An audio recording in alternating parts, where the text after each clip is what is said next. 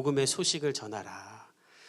우리가 사는 이 시대가 어떤 때보다 복음이 필요하고 예수님이 필요한 시대입니다. 지금처럼 타락한 때가 있었을까 싶을 정도로 세상이 악해지고 있어요. 오늘 여러분들 받으신 주보 앞에 기도 제목 보면 정말 이게 마지막 때다 이 생각이 절로 들 정도인데, 러시아와의 전쟁이 끝나지 않자 전범 국가였던 독일이 유럽 최대의 군대를 만들겠다라고 선언을 했어요. 지난주에. 그런 사람들 아니거든요. 제가 가서 살아봐서 알지만 전쟁이라면 학을 두고요. 얼마 전에 츠베레프라는 테니스 선수는 독일 사람인데 결승전이었나?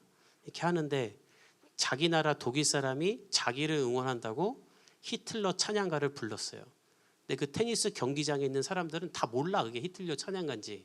심판도 몰라. 근데 츠베레프가 자기 응원한다고 그거 불렀는데 그만두고 심판한테 가서 저 사람 쫓아내라고 나치 노래 불렀다고. 그 정도로 스스로 전쟁을 일으킨 것에 대해 회개하고 취소를 하는 사람들인데 군대를 만들겠다.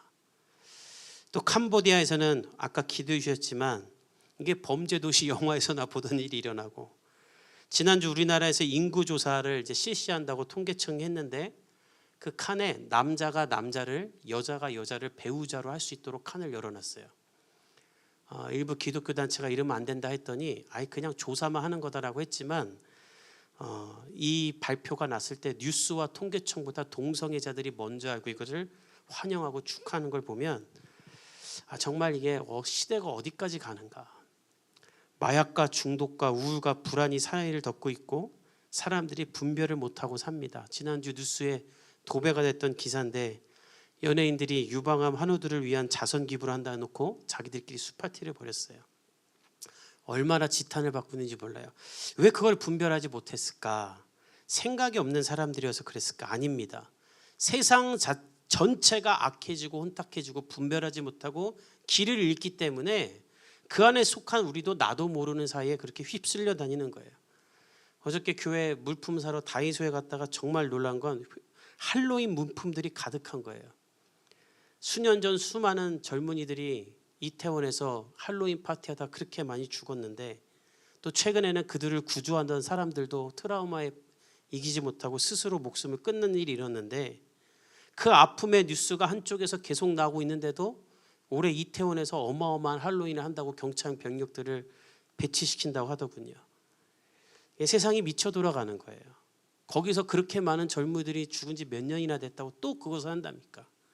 그 귀신 놀이를 매년 얘기하지만 노르웨이 북쪽 지방 케트족이 행하던 귀신으로 귀신을 쫓아, 성경에 나오는 예수님이 귀신을 쫓아내자 저자가 더 센 귀신 바알세불의 힘을 빌려 귀신을 쫓는다라고 말했던 그 문화예요. 그 사람들이 귀신 분장을 하는 이유는 귀신을 쫓아내기 위해 내가 더 센 귀신 분장을 해서 겨울에 귀신이 못 오게 하겠다. 호박 귀신을 집 앞에 놓아서 지키겠다라는 귀신놀이예요. 그리고 사탄주의자들은 지금도 10월 31일에 그런 의식을 행합니다. 그 악한 귀신의 날에 하나님이 마틴 루터를 통해 10월 31일 똑같은 날에 종교개혁을 일으켜서 누구든지 그리스도를 믿기만 하면 은혜를 입는다라는 구원의 소식을 선포해 주셨어요. 저주의 십자가를 은혜의 십자가로 바꾼 것처럼 귀신의 날을 하나님의 날, 은혜의 날로 바꿨는데 그것을 알지 못하고 자기 아이들 귀신 분장시키고 귀엽다고 사진 찍는 일을 지금도 하는 거예요. 근데 더 안타까운 건 이렇게 세상에 악해지고 분별하지 못하는 때에 우리 기독교인들이 너무 조용한 거예요. 우리가 복음이 필요하고 예수님이 몰라 방황하는 그들에게 너무 침묵하고 있는 거예요. 이런 시대는 없었습니다. 90년대에 제가 어렸을 때 교회에서 정말 많이 부르던 찬양 중에 그들은 모두 주가 필요해라는 찬양이 있었어요. 아주 유명한 찬양이었어요. 교회에서 맨날 이 찬양 불렀어요. 그들은 모두 주가 필요해. 좀 잘 부른 것 같아. 아무튼 처음부터 끝까지 세상에 있는 사람들 모두가 예수님을 필요로 하고 있고 예수님은 몰라 방황하고 있다라는 이 노래를 만들어 부르면서 모든 교회들마다 예수님을 모르는 사람들을 위해 기도하고 그들을 전도하기 위해 애를 썼어요. 그런데 지금 이 시대의 기독교인들은 이런 마음이 없어요. 그들은 모두 돈이 필요해. 나도 돈이 필요해. 예수님도 돈 때문에 필요해가 돼버렸어요. 이런 시대 가운데 하나님이 복음의 교회를 세우신 이유는 우리를 통해 복음이 전파되고 복음을 전하고 예수님을 몰라 헤매는 사람들을 하나님께로 돌아오는 일을 하기 위함인 줄 믿습니다. 물론 이 시대가 복음 전한다고 안 듣죠. 교회나 통회교나 JMS나 다 똑같이 여기죠. 그러니까 우리도 복음 전하기 민망해요. 그런 시대인 것은 분명해요. 그러나 그런 방법이 없는가? 아닙니다. 사람들이 듣지 않으면 인정할 수밖에 없도록 만들면 돼요. 오늘 본문이 그 얘기예요.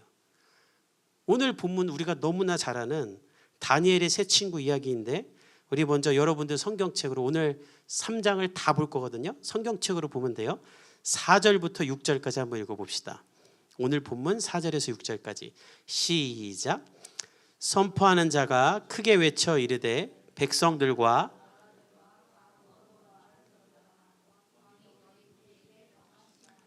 너희는 나팔과 피리와 수금과 사면금과 양금과 생황과 및 모든 악기 소리를 들을 때에 무슨 일을 하더라도 멈추고 이 신상에 엎드리며 절하라. 6절까지 시작.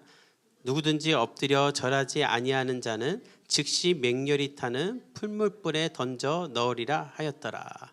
고대 제국 바벨론의 왕이었던 느부갓네살은 시대를 평정한 다음에 27m 높이 너비 2.7m짜리 신상을 만듭니다. 10층짜리 건물만한 자기 동상을 만든 거예요.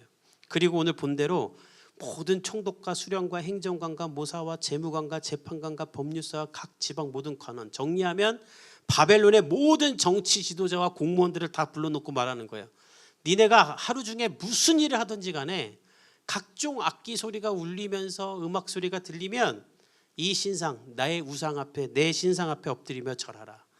그렇지 않으면 맹렬히 타는 풀무불에 넣겠다. 풀무는 용광로를 말해요. 실제로 이렇게 당시에 이제 쇠 같은 걸 만들 때 쓰던 그런 용광로를 말하는데, 풀무는 마치 이런 거예요. 용광로가 여기 용광로면 저 문만한데 구멍을 내고 바람을 계속 넣는 기계. 삼시세끼에 보면 유해진 씨가 장작 태울 때 풍로라는 걸 갖고 와서 이렇게 막 이렇게 바람을 불어넣어서 장작을 활활 태우거든요. 그것처럼 용광로에 바람을 불어넣는 걸 풀무라고 하는데, 고고학자들에 의하면 이 용광로의 온도가 섭씨 1000도 가까이 됐다고 합니다. 그러니까 100도면 끓잖아요. 그냥 가까이 가는 순간 그냥 타 죽는 거예요. 느부갓네살 왕은 신상을 만들고 음악 소리가 들릴 때 여기다 절하고 경배하고 엎드려라. 안 그러면 다 태워주겠다. 이게 그냥 한 말이 아니라 예레미야서에 보면 실제로 느부갓네살 왕은 남유다의 왕 시드기야와 아합을 태워 죽입니다. 이 사람이 주특기예요. 사람을 잡아서 다른 나라를 정복할 때 왕들을 다 태워요. 그래서 그걸 보는 사람들로 하여금 야, 저 왕은 무서운 왕이구나 하는 공포심을 갖게 하려고. 그러면서 이렇게 하는 거예요. 굳이 모든 나라를 정복하고 고대 제국의 왕이 됐으면서도 이런 일을 왜 하는가? 그 이유가 4절에 있는데, 이 바벨론이 다민족, 다인종, 다신론 국가였기 때문이에요. 4절에 보면 말을 할 때, 이것을 선포할 때 백성들과 나라들과 각 언어로 말하는 자들아 이렇게 말하죠. 이게 뭐냐면 이 느부갓네살 왕은 포용 정책을 펼쳐서 이 나라를 점령해서 끌고 왔어요. 그럼 옛날에 일본은 우리나라 이름도 바꾸고 다 바꾸고 뭐 말도 없애고 애국가도 바꾸고 했지만 바벨론은 그렇지 않았어요. 야, 그대로 와서 살아. 니네 문화 다 지켜. 니네 신 다 지켜. 니네 이름도 써. 니네 말도 써. 괜찮아. 그리고 바벨론 시민 되고 싶으면 시민권도 그냥 줬어요. 이렇게 포용 정책을 펼치면서 사람들을 다 받아주었어요. 나라마다. 그러니까 나라들이 구테타를 일으키거나 독립운동할 생각을 안 하고 그냥 바벨론 시민으로 살자 이렇게 됐어요. 그리고 느부갓네살 왕은 인재들을 뽑아서 고용을 합니다. 그러니까 나라가 부강해지는 거죠. 다니엘과 오늘 나오는 세 친구가 그들 중에 하나였는데, 약점이 하나 있다면 각 문화와 종교를 다 받아주니까 나라마다 신 하나씩 데리고 오고 나라마다 자기네 어떤 그 전통들을 갖고 와서 다 자기들만의 어떤 절대 신념이 있는 거예요. 그러니까 느부갓네살 보기에 내가 이 나라 왕이 됐는데 내 위에 신이 100명이 있고 나보다 더 절대적인 민족들마다의 어떤 신념들이 있으니까 이건 안 되겠다 싶어서 내가 왕권을 강화하고 그들의 모든 전통보다 위에 있어야겠다는 생각으로 이 신상을 말하고 짓고 말하는 거예요. 야, 너희들의 신 다 나한테 졌기 때문에 니네 나라가 망한 거 아니냐. 내가 너희 나라들의 신보다 세니까 너희들을 다 끌고 온 거 아니냐. 그러니까 너희 신도 섬기되 그 위에 내가 있는 줄 알고 나를 더 경배해라. 하나님도 믿되 내가 하나님보다 위대한 거 아니냐. 이 말을 하는 거예요. 안 그러면 다 태워 죽일 거야. 그러자 7절에 보면 그 즉시 모든 사람들이 다 순종합니다. 안 그러면 저기서 불 확 태우면서 절 안 해? 넣어버려? 이러니까. 근데 그때 놀라운 일이 하나 일어나요. 이 명령을 따르지 않는 사람들이 있는 거예요. 우리 8절을 읽어봅시다. 시작. 그때 어떤 갈대아 사람들이 나와 유다 사람들을 참소하니라. 모두가 다 절을 하면서 뭐 좋아서 했던지 더러워서 했던지 살고자 했던지 다 하는데 안 하는 사람들이 있어요. 누구예요? 하나님을 섬기던 유다 사람들. 이들은 왜 용광로 앞에서도 절을 안 했을까? 첫째는 하나님의 명령이죠. 너는 나 외에 다른 신에게 전하지 말며 섬기지 말라. 나라가 망하고 포로로 끌려왔을지라도 우리 하나님은 살아계신 하나님이니 이 명령은 나에게 여전히 지속된다고 믿고 안 한 거예요. 두 번째는 이스라엘이 또 하나님이 느부갓네살보다 약해서 패망한 게 아니라 선지서에 보면 이스라엘의 죄가 많기 때문에 하나님이 내가 너희를 느부갓네살에게 넘기겠다고 하셨죠. 그러니까 유다 사람들의 입장에서는 네가 하나님보다 강해서 우리나라를 점령한 게 아니라 우리가 지은 죄악 때문에 우리나라는 망한 것뿐이야 라고 생각하고 있는데 이 느부갓네살 왕이 이걸 명령하니까 안 지킨 거예요. 그랬더니 바벨론의 귀족이자 점성가들이었던 갈대아 사람들이 왕에게 나서 참소합니다. 이 참소는 원문을 보면 조각조각 씹어 삼키다는 말로 아주 구체적으로 고발한 거예요. 저놈들은 교만해서 절 안 합니다. 그 내용이 12절에 있는데 우리 12절 한번 같이 읽어봅시다. 시작. 이제 몇 유다 사람 사드락과 메삭과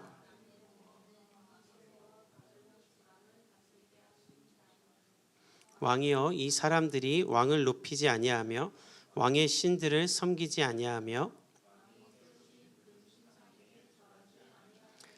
바벨론 귀족들은 그 자리에 있었던 사드락과 메삭과 아베느고를 지명하여 고발합니다. 근데 재밌는 게 뭐냐면 8절에서는 유다 사람 전체가 절을 안 합니다 라고 해놓고 정작 고발은 이 세 사람만 해요. 왜냐하면 이 세 사람이 왕의 총애를 받던 사람, 높은 자리에 있던 사람, 원래 새파랗게 어린 청소년들로 포로로 왔는데 너무 지혜롭고 훌륭해서 바벨론의 지방 장관까지 된 사람들이에요. 그 꼴보기가 싫었던 애들인데 절도 안 해? 오케이, 쟤네들 고발하자.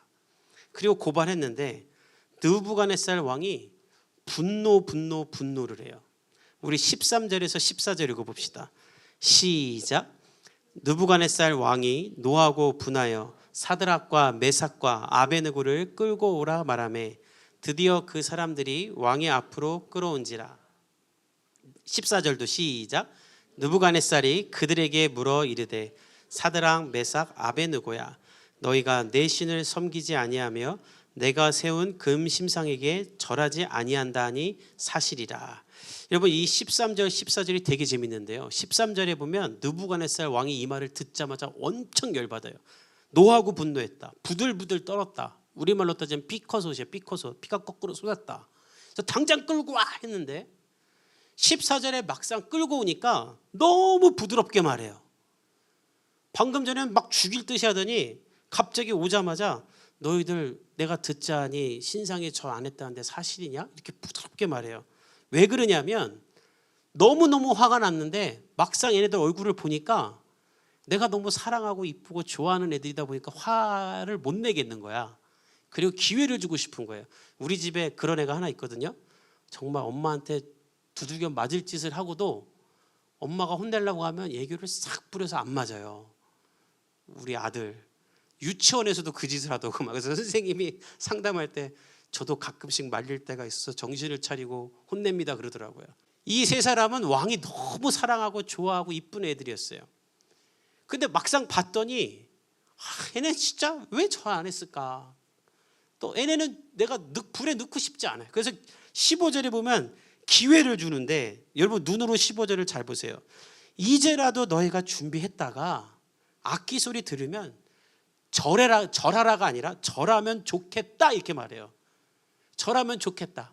야, 절하면 너도 좋고 나도 좋지 않냐? 그냥 절해라. 너무너무 안 죽이고 싶은 거야. 그러면서 무슨 말 하냐면 15절 후반부가 아주 중요한 말인데, 너희가 만일 절하지 아니하면 즉시 너희를 맹렬히 타는 풀무 가운데 던질 거다. 왜냐하면 던질 수밖에 없어요. 안 던지면 자기가 얼마나 우스운 사람이 돼요. 이 고대 제국에서 말 바꾸고 아유 절 안 해도 안 죽이네. 그러니까 던질 수밖에 없는 거예요. 그러면서 무슨 말 하냐면 능히 너희를 내 손에서 건져낼 신이 누구이겠느냐. 이 건져낼 신을 단수로 썼어요. 그러니까 하나님을 말하는 거예요. 하나님도 너희 못 건진다. 왜냐하면 너희 하나님 나한테 졌잖아. 내가 니네 나라 무너뜨리고 니네 포로로 끌고 왔잖아. 그럼 하나님이 내 아래에 있는 거 아니야. 내가 넌 풀무불에 너희 어떻게 들어가려고 그러냐. 그냥 철해라. 좋지 않냐. 나에게 잘 보여라. 하나님은 못 있냐. 아마 여러분이 세상에서 이런 말 많이 들을 겁니다. 신앙생활 하면서 하나님 뜻대로 살고자 할 때마다 주변 동료들이, 직장 상사가 뭔 소리냐, 무슨 교회를 가냐, 차라리 회식을 가는 게 너한테 승진에 빠를 것이다. 하나님께 잘 보이려고 하지 말고 김 부장에게 잘 보이고 거래처에게 줄이나 똑바로 서라. 안 그러면 너 좌천된다. 우리가 일상에서 이런 말 듣죠. 느부갓네살이 그 말 하는 거예요. 하나님이 무슨 하나님이 니네 나라 망했는데 개벽다구 같은 소리냐. 그냥 절하면 좋잖아 해. 그런데 너무나 맞는 말인데 사드락과 메삭과 아베느고는 어떻게 말하는가. 16절 제가 성경에서 가장 좋아하는 구절 중에 하나예요. 한번 읽어봅시다. 시작. 사드락과 메삭과 아베느고가 왕에게 대답하여 이르되 느부갓네살이여 우리가 이 일에 대하여 왕에게 대답할 필요가 없나이다. 이 너무나 중요한 말이 여러 개 있는데요. 여러분 잘 보세요. 사드락과 메삭과 아베느고가 왕에게 대답했다 그래요. 이거는 기록한 사람이 쓴 거예요. 왕에게 대답했다. 근데 어떻게 말하냐면 왕이여라고 하지 않고 이름을 불러요. 느부갓네살이여. 이것은 뭐 미국식이 아니라 고대 바벨론에서는 상상도 할 수 없는 말이랍니다. 엎드리고 절하면서 왕이여 해도 시원할 판인데 그 이름 부르는 거예요. 세종대왕 앞에 가고 세종대왕 본명 말하는 거예요. 이도여 하고 말도 안 되는 짓을 하는 거예요. 왜 이렇게 했을까? 죽기로 작정한 거예요. 그냥 죽여라. 정답을 말하는 거예요. 상대가 왕일지라도. 느부갓네살이여 당신 큰 착각하고 있는데 당신도 하나님이 만든 피조물일 뿐이며 당신 하나님 아래에 있는 사람입니다. 이 말 하는 거예요. 그리고 우리는 당신에게 잘 보여 살 생각 없습니다. 원문을 보면 타협하지 않겠다. 대답할 필요가 없다. 이 청년들은 포로로 끌려올 때부터 지금까지 단 한 번도 바벨론에서 출세하는 것을 인생의 목적으로 삼은 적이 없습니다. 이들이 사는 목적은 바벨론이든 이스라엘이든 포로든 지방장관이든 할 것 없이 하나님의 영광을 위해 사는 사람들이었어요. 만약 그들이 어차피 우리나라는 망했다, 이제 여기서 출세하고 성공하면서 잘 살아보자 했다면 100번이고 1000번이고 더 잘하고 느부갓네살 왕의 총애를 얻으면서 아마 지평수 늘렸을 겁니다. 그러나 그들은 포로로 끌려왔을지라도 그들은 하나님이 삶의 이유였고 하나님이 내 삶의 목적이었기 때문에 대답할 필요 없습니다라고 하고 이렇게 말하는 거예요. 17절과 18절 읽어봅시다. 시작. 왕이여 우리가 섬기는 하나님이 계시다면 우리를 맹렬히 타는 풀무불 가운데에서 능히 건져내시겠고 왕의 손에서도 건져내시리이다. 그렇게 하지 아니하실지라도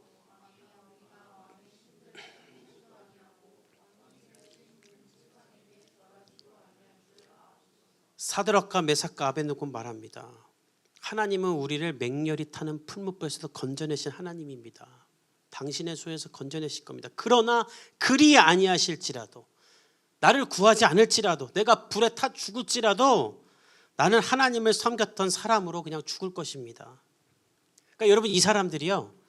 나는 불에 들어가도 산다. 믿습니다. 믿습니다. 믿습니다 하고 들어간 게 아니에요. 그건 사이비 종교들이 하는 짓이에요. 그리 아니하실지라도 나 들어가서 내가 살지 죽을지 모르겠다. 그러나 내 인생은 내 삶은 사나 죽으나 하나님의 것이다.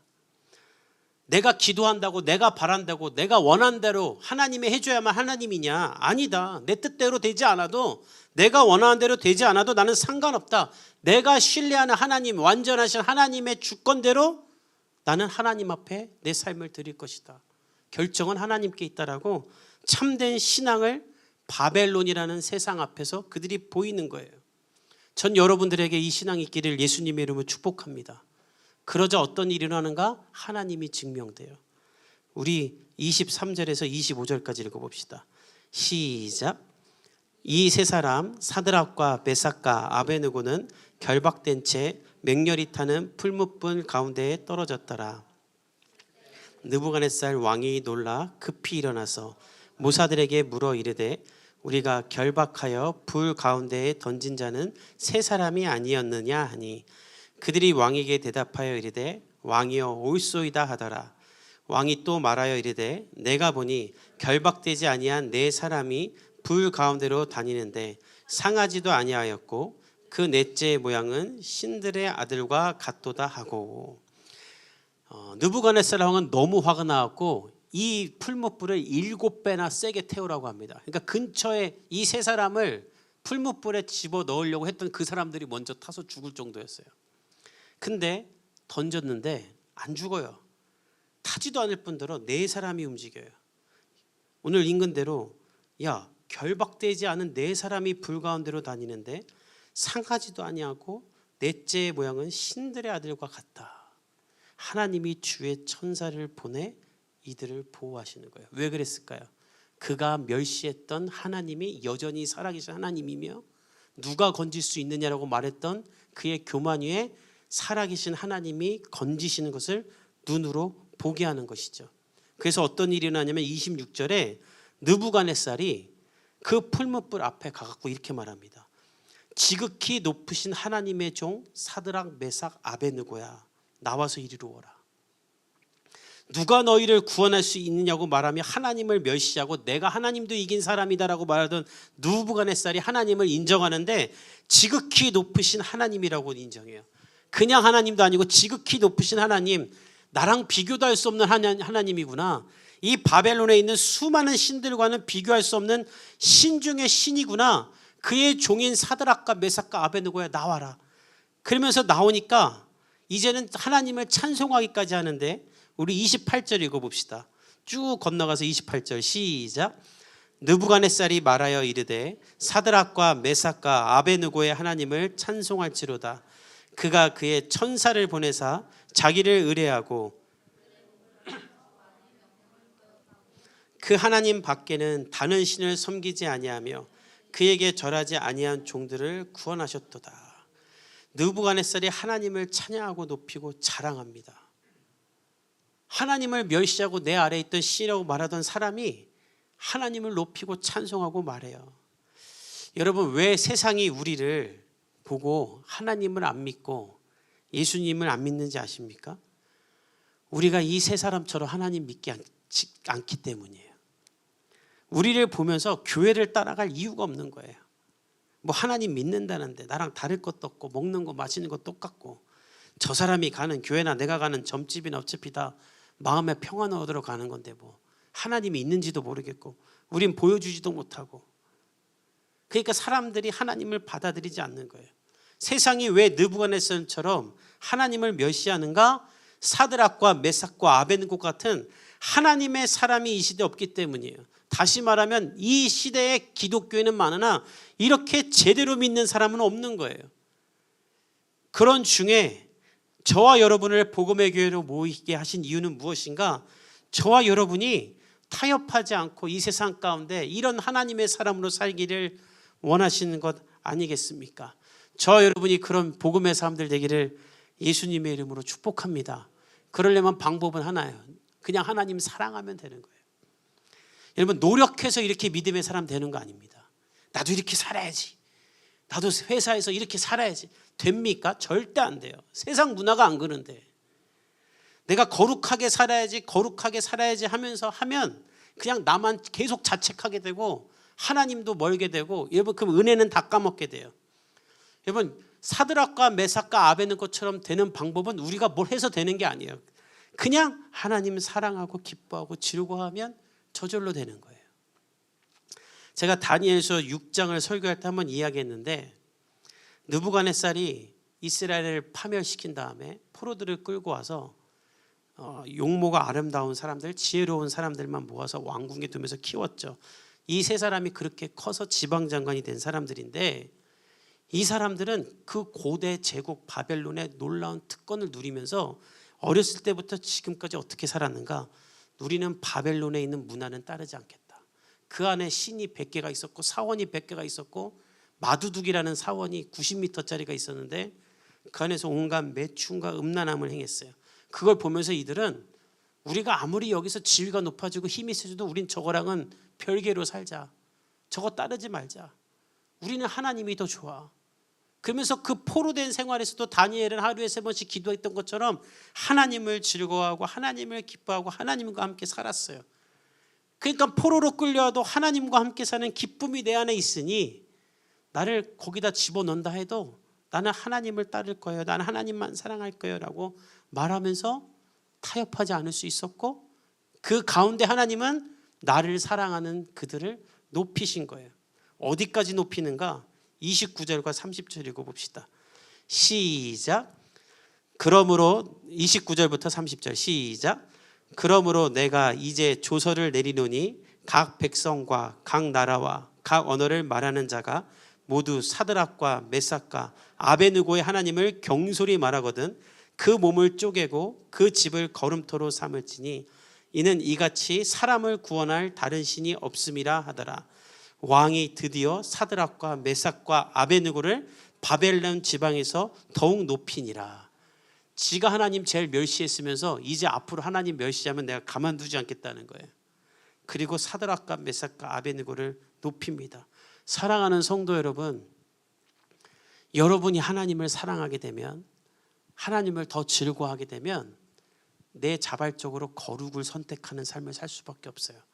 세상과 타협하지 않으면서 내가 위축되지 않고 주눅들지 않고 승리할 수 있어요. 그런 삶을 살면 하나님이 여러분의 보증인이 되고 여러분을 증명해 주세요. 그러면 세상은 여러분을 보고 야, 하나님 믿는 게 뭐냐라고 묻기 시작할 거예요. 그리고 이 악해져가는 세상이 하나님께로 돌아오게 될 겁니다. 지금 이 시대가 뭐 예수 믿으세요, 예수 믿으면 복 받아요, 그게 뭐 되는 시대입니까? 너나 똑바로 믿어라 그러지. 이런 시대 가운데 우리가 하나님을 더 사랑해서 거룩한 사람들이 되고 나의 거룩함 위에 하나님이 증명되어 길을 잃은 사람들이 하나님께로 돌아오고 하나님을 찾고 하나님의 영광이 높여지는 이 사회와 세상을 만들 수 있기를 예수님의 이름으로 축복합니다. 돌아오는 한 주 직장에서 만나는 사람들 옆에서 하나님을 즐거워하는 여러분의 삶이 누군가를 변화시키는 시작점이 될 수 있기를 예수님의 이름으로 축복합니다. 말씀을 맺겠습니다. 모든 기독교 역사에 공통점이 있어요. 세상이 악해질수록 하나님의 역사가 강하게 나타난다는 거예요. 세상이 이렇게 악해져 갈 때 주님은 여러분을 통해 자신을 증명하고 높임받기 원하십니다. 하나님을 사랑하고 거룩한 삶이 되어 하나님을 증명하는 성도들 되기를 예수님의 이름으로 축복합니다. 우리 함께 기도하겠습니다.